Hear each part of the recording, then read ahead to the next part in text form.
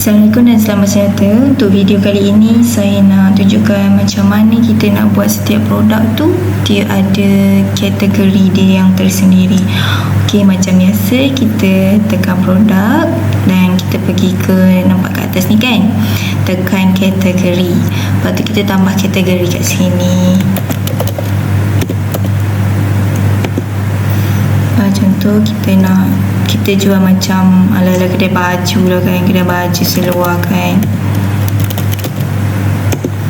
Ok, lepas tu kita pergi dekat produk saya, lepas tu kita boleh edit, lepas tu kita cari dekat kategori produk ni, kita boleh pilih dia baju.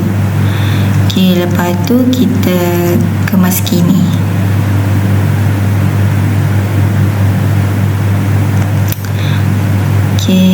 Itu saja untuk video kali ini. Terima kasih kerana menonton dan jumpa di video yang akan datang.